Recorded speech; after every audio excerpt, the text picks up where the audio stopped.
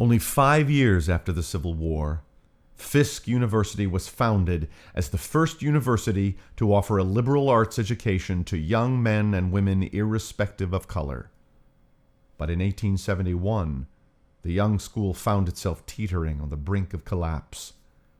It was George Leonard White, the institution's treasurer and music professor, who envisioned a plan for the school to save itself. White possessed an exquisite ear for musical harmony, and nothing so moved him as the slave hymns he often heard his pupils singing. Go lay down my sword and shield, down by the riverside. In 1871, White organized a choral ensemble and took it on a fundraising concert tour, singing the money out of the hearts and pockets of the people, following the route of the old Underground Railroad. Taking a cue from the book of Leviticus, the account of an old Hebrew law that decreed all slaves would be set free during a year of Jubilee, White declared the students would be called the Jubilee Singers. Beginning in 1873 and continuing for almost a decade, the Jubilee Singers toured throughout America and the continent of Europe, performing in the great halls of the world and before heads of state and crown princes.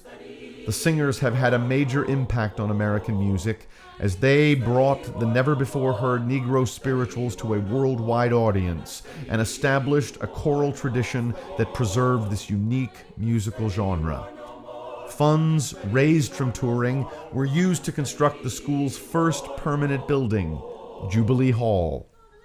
No troupe of singers ever did more to evoke the better angels of America's nature. The legacy of the Jubilee Singers is heard in the voices of those who fought for civil rights in the 60s. Their legacy lives in the students who have attended Fisk and who owe their education to those original singers who sacrificed so much. And their legacy of peace and understanding and tolerance can be heard in the voices of the latest generation of Jubilee Singers, masterfully directed by Paul T. Kwame.